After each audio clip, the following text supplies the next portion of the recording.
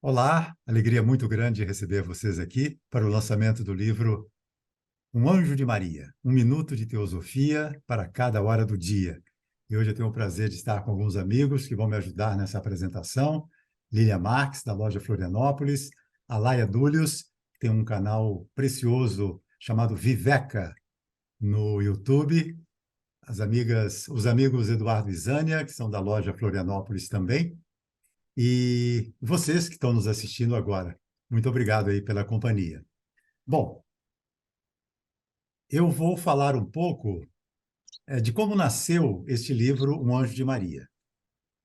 Eu escrevo, né, uma coluna para o jornal O Dia, do Rio de Janeiro, já há alguns anos, e mesmo antes, eu sempre escrevi assim, crônicas curtinhas, mensagens curtinhas, a partir da teosofia, de palestras que eu assisto, de livros que eu leio, não é?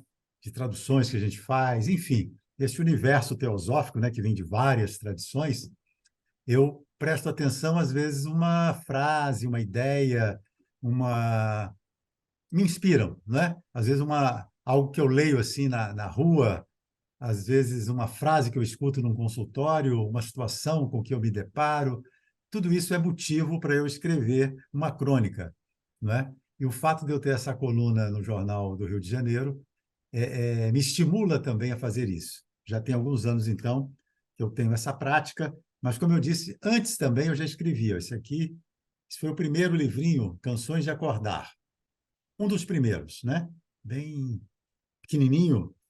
Depois veio esse aqui, Bom Dia Alegria, que era um programa que eu apresentava numa rádio do Rio de Janeiro, e eu abria sempre com uma mensagem. Então, eu reuni essas mensagens nesse livrinho.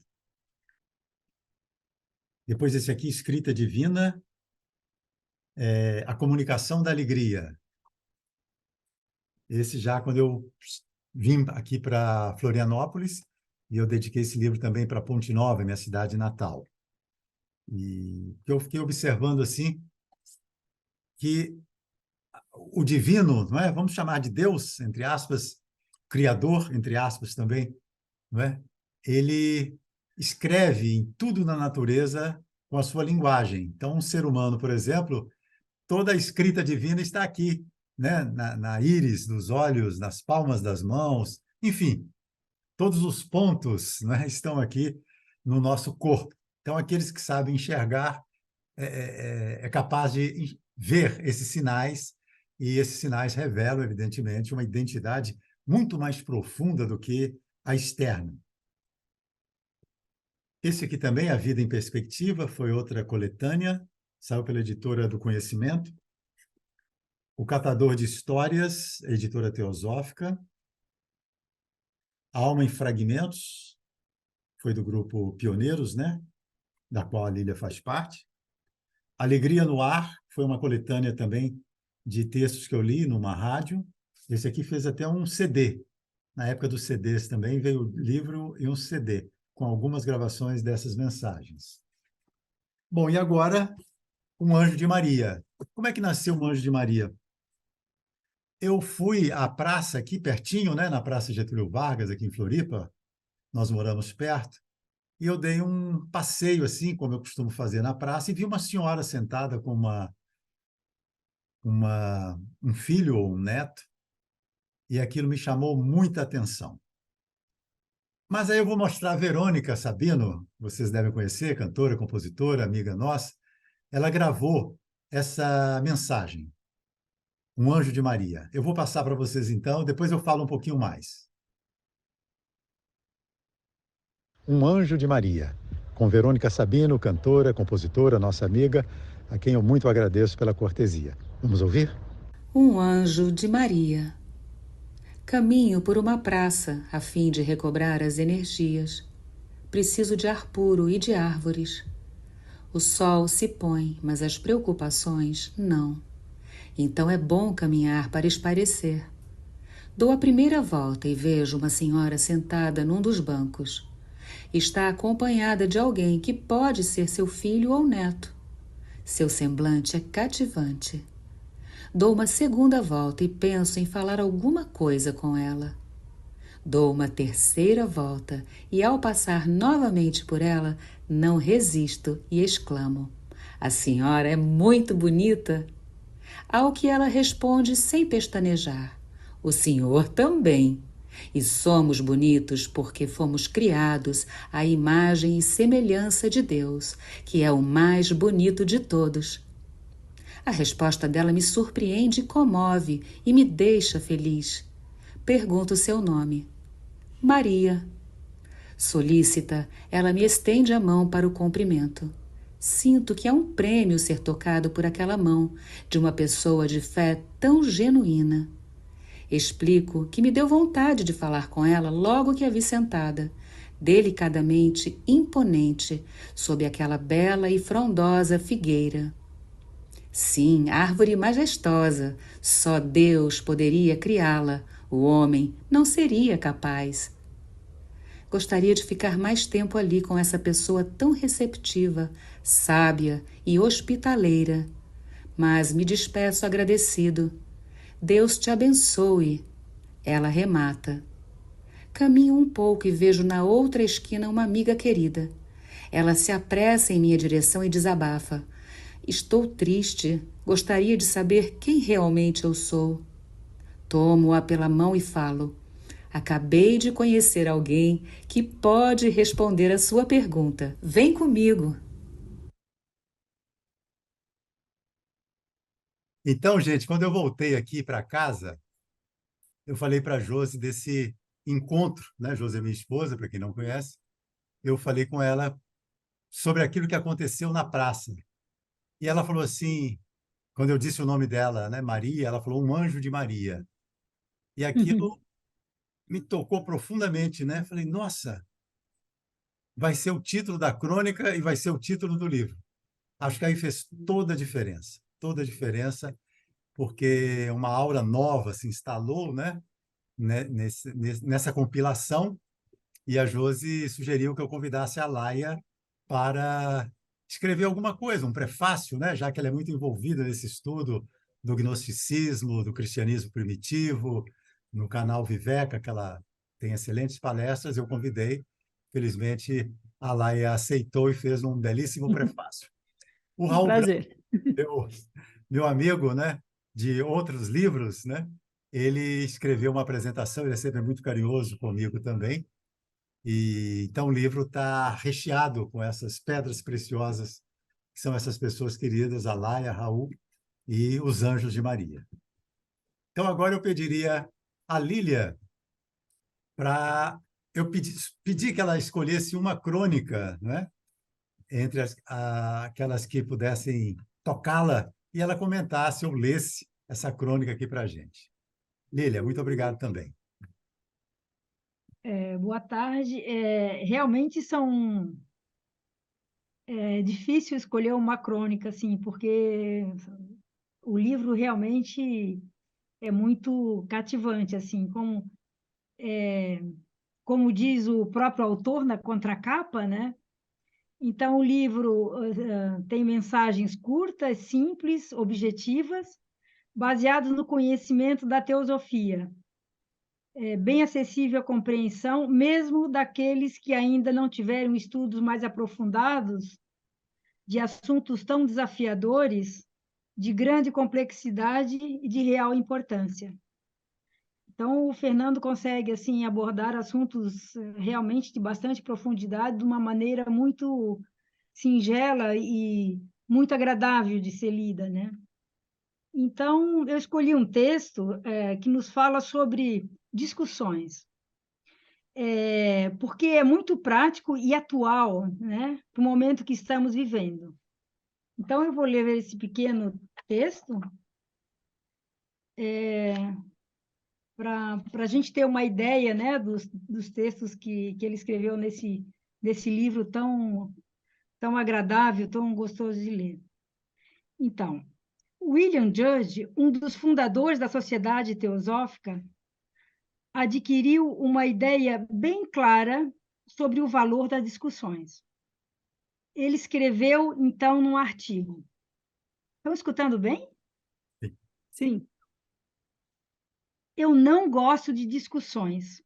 Elas conduzem a labirintos intermináveis e não convencem ninguém, pois a convicção deve vir da consciência interior absorvendo uma verdade.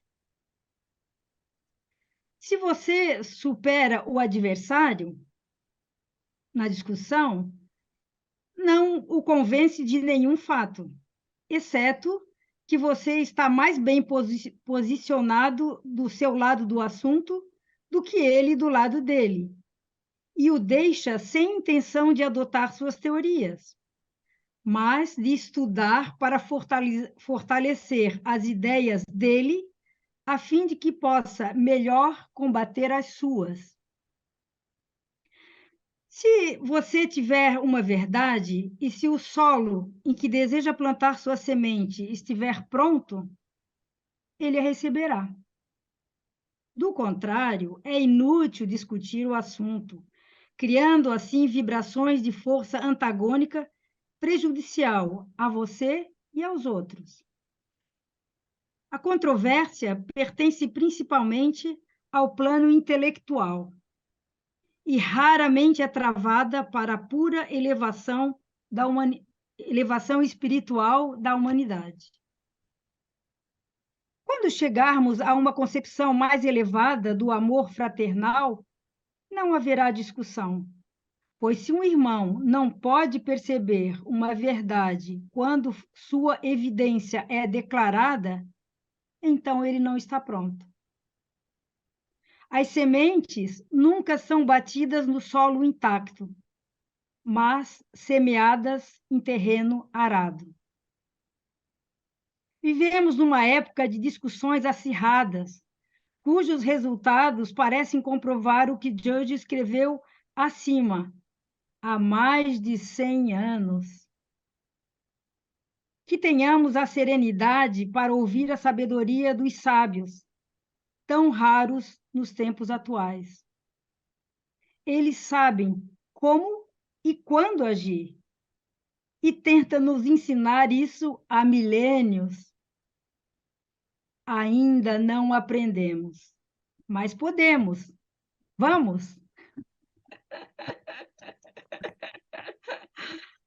Ótimo, Fernando. Essa é só uma amostra para vocês ficarem com água na boca para ler o livro.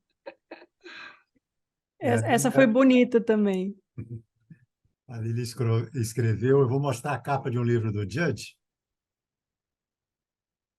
Enquanto o Fernando pega a capa, eu também li essa hoje, Lília. E é interessante ver pelos olhos do Fernando as passagens que ele destaca. E eu fiquei pensando no taoísmo, que eles falam sobre o não esforço, né? Que quando as coisas precisam de muito esforço e não vem naturalmente, é porque não está na hora. E foi o que eu lembrei lendo a crônica do Fernando, né? Essa passagem que você trouxe aí também, justamente porque quando a gente tenta convencer o outro, é como se a gente estivesse tentando colonizar, mas se a pessoa está no momento kármico dela, você expõe e a semente floresce, né? Tocou bem no assunto, Fernando, eu gostei bastante. Que bom, né? Está nesse livro aqui, ó, esse trecho. Esse é um livro também preciosíssimo, Cartas que me ajudaram, do William Judge, né? Foi lançado pelo Projeto Pioneiros também. É um livro de mais de 500 páginas, correspondências que ele trocou com muita gente e artigos adicionais também, sempre com esse espírito assim de conciliação, de amor, de transmissão de um conhecimento de uma forma muito genuína e muito amigável, principalmente, não tentando convencer ninguém, mas tentando ajudar alguém sempre, né? Sim, muito bom. Salve, Lígia, Juliane, Fernando, um abraço para vocês. A Lígia Bom, está bonita com os cabelos vermelhos. Oi, boa tarde. Mas não são naturais igual o seu, né? Não são, não. Mas... E agora a Laia vai colaborar conosco Vou... também, trazendo a sua participação no lançamento do livro. Obrigado, Obrigada, Maia. Fernando. Boa tarde para todo mundo, né? Porque o pessoal também vai assistir lá no Cá Entre Nós, né, no YouTube. Temos os amigos que estão aqui. Hoje eu estava lendo, Fernando, se você te agradeço aí pela dedicatória no livro, né? Muito bonito. Eu estava lendo o seu livro e pensando, nossa, que bacana, será que as pessoas, quando leem lá na coluna do jornal, eu gosto de ficar imaginando como as pessoas recebem as coisas, porque cada um de nós vem de um background diferente, né? Eu fico pensando como que as pessoas recebem quando elas estão lendo no jornal. Eu não sei, eu fiquei imaginando se era um jornal impresso, se era um jornal online, e fiquei imaginando as pessoas lendo as suas crônicas, Fernando, e considerando, né, que bacana o Fernando conseguir colocar a teosofia e uma prática teosófica espiritual. Eu sinto, assim, nessas pequenas crônicas que você coloca dia a dia, realmente funciona assim como um dia a dia para ler, está aqui no subtítulo, né? 1 minuto de teosofia para cada hora do dia. E é aquela coisa gostosa que você pega e lê, mas você traz uma reflexão espiritual dentro de um pensamento teosófico, né? Trazendo citações. E eu pensei, poxa, que legal, isso chega a mais pessoas de uma maneira simples, mas ao mesmo tempo que toca no profundo, né? Então, queria te parabenizar pelo seu esforço aí da coluna no jornal, que agora está no livro Um Anjo de Maria. E foi Obrigado. uma alegria quando você me convidou para escrever o prefácio. Eu não tenho muita experiência em escrever prefácios, mas já que você disse que o título, né, era Um Anjo de Maria, e eu sei que não é um livro de cristianismo, como que eu consigo, né, fazer isso junto com a ideia do Fernando, que é justamente trazer essa prática teosófica diária para a gente, né? Então, eu fiquei refletindo, eu vou compartilhar com vocês, só imagens, porque eu gosto que as imagens ajudam a parte imaginal da nossa alma a levar a gente a outros estados de consciência. Então, eu vou só compartilhar as imagens com vocês. Aqui, está aberto já. Cadê?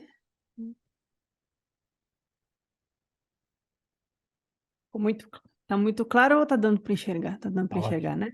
Então, aqui ó, a capa do livro do Fernando. 1 minuto de teosofia para cada hora do dia, uma imagem que eu encontrei, assim, de uma Maria metafísica, cósmica, né? E eu pensei, nossa, eu não vim de um lar católico, mas fui tocada pela tradição cristã esotérica desde a minha infância, né? Mas talvez outras pessoas tenham outras visões sobre Maria, e eu fiquei considerando como que a Maria é vista, não só no sentido da mãe divina, como no sentido da Maria, mãe de Jesus, né, dentro dessa tradição cristã, e como a gente pode trazer isso para a ideia do Fernando de compartilhar aí uma teosofia e uma prática diária de vida, né, espiritual. Eu lembrei que na tradição católica, Maria é colocada como aquela que intercede por nós, né? Ela faz a intercessão entre nós e Deus, ela rogai por nós, né, pecadores, lá que tem na oração da Ave Maria. Então, eu fiquei pensando em Maria como a intercessora, aquela que intercede, aquela que faz a mediação entre nós e o divino. Mas ela funciona como um portal, a que dá nascimento ao Cristo. E na teosofia, como a gente vê lá na carta do Mahashohan, ou se não, na carta do Mestre Kutume, não lembro o número, mas é uma das cartas, que ele menciona que Cristo, para esses mestres, para os Mahatmas, Cristo pode ser visto como a voz mística, o Var, a voz interior, e que a gente pode até fazer uma associação com o 7º princípio, o Atman em nós. Então, Maria, aqui não mais como a mãe de Jesus, mas como aquela que dá nascimento ao Cristo interno dentro de nós. E aí, o Fernando, com as crônicas, fazendo a interseção dessas palavras teosóficas, dessas reflexões espirituais entre o que traz o ensinamento e o que chega às pessoas, o que ele divulga nas crônicas e o que ele coloca no livro, que eu achei muito delicada a forma como vai chegando a todo mundo, né? É um livro que dá vontade da gente dar de presente para os amigos, para os parentes. Ela dá uma lidinha aí, né? É assim que eu me senti lendo o texto do Fernando.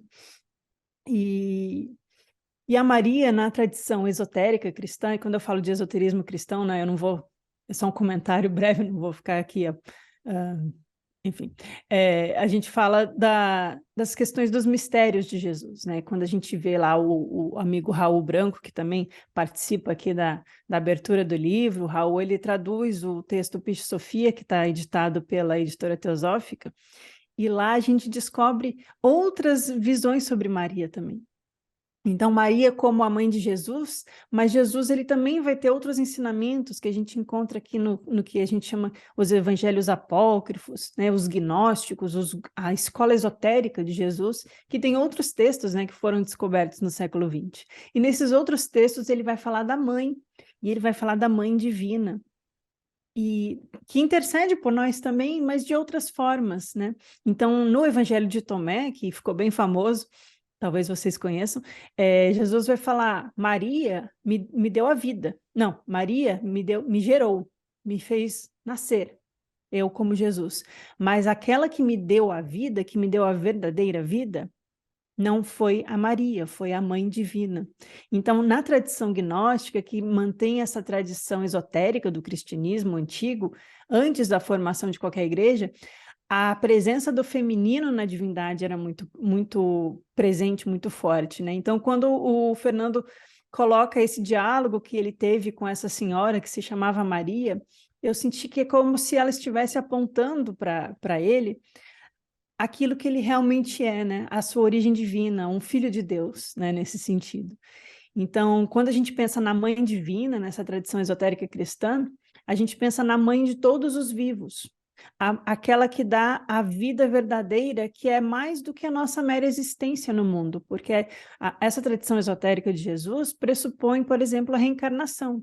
Então, não é sobre existir aqui no mundo, mas é sobre estar verdadeiramente vivo.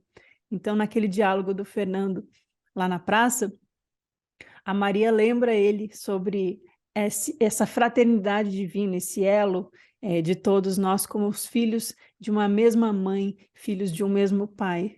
Não é muito diferente do que os budistas falam sobre considerarmos a compaixão quando a gente pensa que somos todos, que todos os seres podem ter sido nossas mães. Eu acho muito bonita essa visão budista da gente considerar todos como nossas mães, porque a mãe ela tem um caráter fundamental até no nosso desenvolvimento afetivo e emocional, né?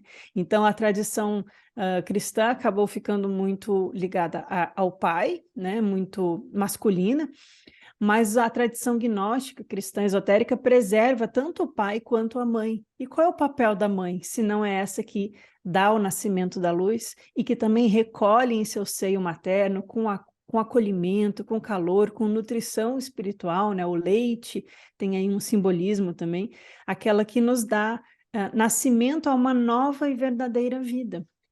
Então, a Maria, na tradição gnóstica, vai ter esse símbolo daquela que dá nascimento aos iniciados. A Mãe Divina como não Maria, Mãe de Jesus, mas a Mãe Divina como esse segundo logos. Se eu fosse relacionar os três logos na teosofia, esse segundo logos, esse silêncio que produz a voz. Assim como Cristo é chamado de logos, né? Palavra, logos, voz, ele nasce do silêncio, porque o silêncio tem a ver com esse útero universal, que é escuro, que é nutridor, que é aconchegante, e é que é da onde surge toda a luz de toda a vida. Então, quando a gente fala na tradição espiritual gnóstica, e até mesmo em grandes iniciados, como o Filon de Alexandria, eles vão associar a Maria, ou Maria não, mas eles vão associar a mãe à grande sabedoria que é a nossa nutriz. É a sabedoria que nos dá aquilo que sustenta a nossa vida, como a mãe que alimenta um bebê no seu seio, e como uma criança que, ao nascer, precisa passar por esse portal, que é a grande mãe. Né? Um outro teósofo, Geoffrey Hodgson, ele vai associar a Maria, mãe de Jesus, a pessoa Maria, a alguém que foi discípulo de seu filho e que também seguiu um caminho espiritual e que também tornou-se uma iniciada e hoje trabalha na grande fraternidade, justamente trabalhando um aspecto feminino, que é os anjos da cura. O Hodgson vai falar isso naquele livrinho Milagre do Nascimento e na Fraternidade de Anjos e de Homens. Ela vai trabalhar com a cura e com o nascimento, com a gente dar espaço às novas almas que surgem no mundo. E às vezes a gente fala que o mundo é sofrimento, que o mundo é difícil, e E nesse sentido, as mensagens das crônicas do Fernando também vão ajudar a gente a falar, olha, vamos ver como é o melhor viver nesse mundo, como a gente tratar os outros com equanimidade, com compaixão, com amor, e perceber que não é um sofrimento nascer nesse mundo, né? É importante, a gente aprende isso nas tradições espirituais, que a gente precisa estar nascidos aqui nesse mundo para a gente alcançar a iluminação, seja o nirvana lá no budismo, seja o despertar do Cristo interior na tradição gnóstica ou em outras tradições que a teosofia também abarca, né, como uma tradição universal. Maria vai ser vista como uma adepta, como uma Mahatma, talvez, quem sabe? Não sabemos bem, mas é o que nos diz aí o Geoffrey Hodgson. E ela tem uma história diferente também em alguns apócrifos. Então, quando eu fiquei lendo o Fernando, eu pensei, bom, tem a Maria Mãe, tem a Maria simbólica, a Maria cosmológica, a Maria metafísica, a Maria humana, né? E a gente vê uma pessoa que é dedicada ao templo e que dá nascimento a um grande mestre da humanidade. Eu fiquei pensando em outros Mahatmas, quem será que foram suas mães? Que mulheres são essas que tiveram aí a oportunidade de serem nutrizes, mães acolhedoras e nutrir desde a infância com afeto, com carinho, a criança que um dia vai se mostrar como um grande Mahatma, um grande adepto, porque mesmo, né, os grandes mestres, eles precisam aprender a falar, a comer, talvez sejam um pouco mais rápidos do que nós, meros humanos comuns, né, mas talvez eles precisem aí de uma mãe que realmente nutra, até fisiologicamente, a biologia do cérebro daquela nova encarnação, né, que nutra bem aquela criança. Então é uma grande coisa você ser convidado a ser mãe de um grande mestre como foi Jesus, e aí interceder entre o divino e o terreno também, né, de certa forma. Em Sofia, Jesus diz que ele se veste da forma do anjo Gabriel. A gente aprende lá na Bíblia que um anjo veio falar com Maria que ela ia ter o filho do Espírito Santo, né? Assim ficou oficialmente. Mas em Sofia, né, até sugiro que vocês, se não tiverem, tenham pela editora Teosófica, em Sofia Jesus fala, não fui eu que numa forma espiritual do anjo Gabriel vim falar com Maria antes do meu nascimento, para prepará-la para a minha chegada. Olha que atitude bonita, né? E então o anjo de Maria também pode ser visto como Jesus. Ele era o anjo que falou com ela. Ele que preparou o seu próprio nascimento para que a mãe estivesse tranquila do que ia acontecer. Mas, ao mesmo tempo, é o Cristo universal, esse Cristo cósmico que nasce da mãe, que é esse espírito virginal invisível que os gnósticos chamam. Que não se trata de uma virgindade física, mas dessa pureza intocada, porque ela vem da própria mônada, ela vem da própria unidade. Para os gnósticos, a mãe é a díada, é o segundo logos. Então, ela é a imagem do Pai, ela é o pensamento divino, ela é aquele silêncio que, ao pensar, emana um som e emana uma voz, e por isso Cristo é a voz mística. E por isso, quando a gente busca a voz do silêncio, a voz seria o Logos e o silêncio seria a mãe. E todos nós precisamos, nesses momentos, serem acolhidos, né, no colo da mãe. Então, a mãe funciona como essa intercessora, sim, entre nós e o divino, porque é ela que nos dá a passagem em direção à unidade do que na tradição cristã vai ser chamada de Pai, mas a gente também pode chamar de vida una, ou inefável, ou absoluto, a totalidade indizível. Para os gnósticos, essa mãe, ela vai representar aquela que nos banha, eu esqueci de passar as imagens, né? Eu fiquei falando, mas ela vai representar aquela que nos banha nas águas da vida.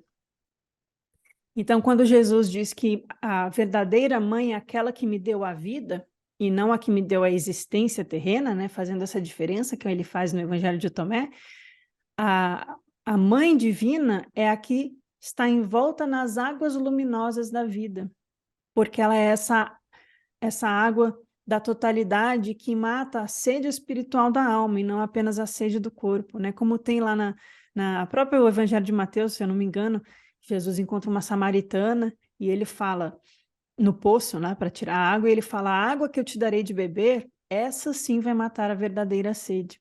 Então, quando a gente associa a água da vida com essa mãe divina, ela é aquela que nos dá o portal para nos libertar dos sofrimentos desse mundo, porque ela nos dá aquela água que derrama no cálice da nossa própria alma, porque nós somos esse cálice.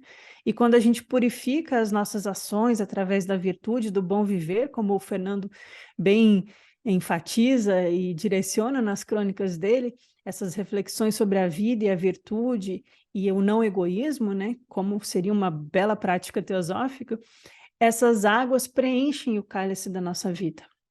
E aí a gente tem acesso à mãe. Essa mãe que, no pós-morte, lá no Piscis Sophia, é quem vai nos dar a iniciação nos mistérios maiores. Essa mãe que permite que a alma se liberte do ciclo de renascimentos.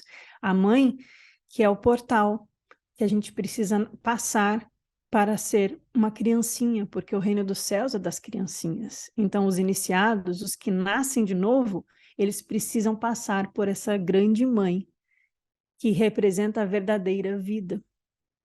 E por isso que Jesus vai falar da vida eterna, ou aqueles que são realmente vivos, que nada mais é do que aqueles que despertaram para a dimensão espiritual da nossa existência, né?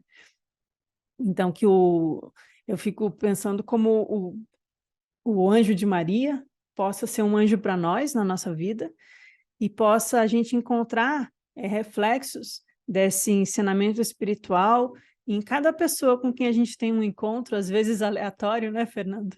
Um encontro assim numa praça e a gente é tocado, porque a gente tem a possibilidade de ver a mãe divina, o aspecto feminino de Deus, em pequenos encontros, nas nossas conversas no dia a dia, nas coisas que a gente, nas bondades de cada um, na beleza do mundo, na virtude que cada pessoa ao nosso redor às vezes expressa de uma maneira sincera, a gente possa ver isso como um exercício, uma prática para a nossa própria prática espiritual. E aí, para terminar, eu trouxe um trechinho de só para ilustrar, eu trouxe um trechinho de um texto gnóstico que é como se fosse a própria mãe divina falando, né? Os textos gnósticos, eles usam muito uma ideia que a gente vê na teurgia, que é a voz mágica, né? Que é como se fosse a própria divindade falando. Não é um mestre ou uma pessoa, é a própria divindade falando, como se fosse um poder divino se manifestando, porque é uma experiência que vem a partir de Budi, né? Se eu fosse falar em termos teosóficos, né? O Budi escutando o Atman, né? Então, quando a gente pensa nessa Maria, não, tô falando Maria o tempo todo, desculpa, quando a gente pensa nessa mãe, que pode ser a Maria, mas essa mãe no sentido espiritual da divindade, no aspecto feminino da divindade, a gente vai pensar na culminação de uma experiência espiritual, a gente vai pensar naquela que é a mãe do Cristo que brota e nasce no nosso coração, aquela que dá nascimento aos novos iniciados, aquela que contém toda a vida, com V maiúsculo, a verdadeira vida, que é a vida eterna, que é aquele que desperta e se liberta, né? Então, a Mãe Divina, na tradição gnóstica, ela é chamada de bem-aventurança pura. E ela é a luz dos homens também. E ela que nos dá esse banho nas águas da vida e que nos anuncia a chegada do Cristo em nós. Ela é a característica feminina do Espírito Santo e ela foi chamada, né, por Orígenes de Mãe de Deus. E aí fica, poxa, se Deus tem mãe, né? Se a gente fosse pensar na religião exotérica, né, mais tradicional, né? Poxa, se Deus é onipresente, onipotente, mas aí tem a mãe de Deus, eu quero buscar a mãe de Deus, né? Mas para os gnósticos resolvem isso dizendo, não, existe o Logos, a luz nos homens, mas ele vem de uma mãe, que é um ovo cósmico lá. Se a gente fosse falar das tradições dos mistérios, dos ritos órficos da Grécia Antiga, que tem o ovo cósmico, que dá nascimento à luz, também tem esse aspecto de ovo, de útero, de ventre, que é silêncio, que é água, né? E da onde nasce a criança espiritual, né? Então, Maria, a mãe, ela também, em alguns textos gnósticos, ela tem uma visão de que ela é a sabedoria, mas ela é a mãe, ela é a filha, ela é a parteira e ela é a que dá a luz. Ela é tudo ao mesmo tempo, porque é essa energia feminina pulsante e viva, que traz a vida no mundo, que gera a luz, mas que também é mãe ao mesmo tempo. Ela é a parteira e a que dá a luz. Eu acho muito bonito esse simbolismo que esses textos trazem. E aí, para fechar, como eu tinha prometido, eu trouxe um trechinho de um texto gnóstico que é chamado Protenóia Trimórfica. Traduzindo os 3 aspectos da mente divina. Porque para os gnósticos cristãos, a mãe, ela representa o primeiro pensamento divino, é como a ideação cósmica, ou como o mundo das formas perfeitas de Platão. Ela é a mente divina em seu estado de repouso mais puro em totalidade, né? E esse aspecto teriam 3 formas: a que é oculta, a que é potente e a que se manifesta, né? A latente ou potente. E aí eu peguei um trecho para finalizar aqui a reflexão com vocês, né, inspirada pelos textos do Fernando, e diz o seguinte: eu sou a mãe e eu sou a luz, que foi apontada como virgem. Sou o útero intangível e a voz imensurável. Sou o discurso que nunca muda. Sou a mãe da voz. Todo conhecimento está em mim. Eu falo em cada criatura e sou conhecida por todos. Levanto minha voz para os ouvidos que me conhecem, os filhos da luz. Então, finalizando com esse trecho, né?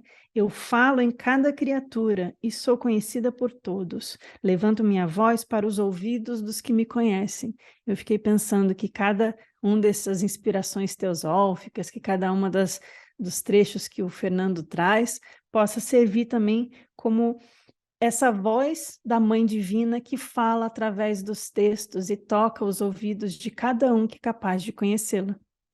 Então fica a homenagem aí ao nascimento do novo livro do Fernando. Parabéns, Fernando. Ia comentar algumas coisas do livro, mas fica para depois. E que Maria, ou a Mãe Divina, ou o segundo Logos, nos inspire. Obrigada. São exatamente 6 horas. Eu pediria que a Laia fizesse uma meditação, uma mensagem a Laia, assim, em nome de Maria, uma coisa curtinha, né? Paz, Só para a paz. gente encerrar com a mensagem de Maria. E aí eu vou ler para vocês uma versão, uma adaptação da Ave Maria Gnóstica, para a gente pensar na Mãe Divina, que é essa que intercede entre nós e a totalidade da vida una universal, aquela que nos dá novo nascimento e nos permite ser uma passagem para uma vida eterna, uma vida espiritual, e que o Cristo desperte em nós como o 7º princípio. Então, Ave Pronoia, é assim que os gnósticos chamavam a Mãe Divina. Pronoia, o primeiro pensamento do todo. Ave Pronoia, cheia de graça, o Cristo é convosco. Bendita sois vós dentre todos os eons da totalidade.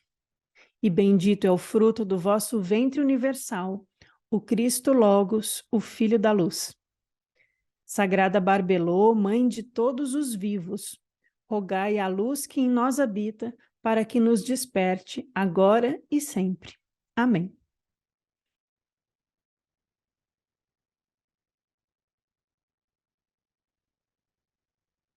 Então, que a luz dos filhos da luz, dos mestres, dos Mahatmas, e que do Cristo interno, como o Atma em nós, possa tocar as nossas vidas, em cada ação do dia a dia, em cada encontro, com cada desconhecido na rua, nas nossas relações interpessoais, e assim a gente possa colocar a teosofia em prática como uma vida de amor e de acolhimento, olhando todos os seres como se fossem as nossas próprias mães. Seja. Assim seja. Obrigada, Fernanda. Obrigado, gente. Acho que agora Tchau, podemos ir, gente. né? Com a alma lavada.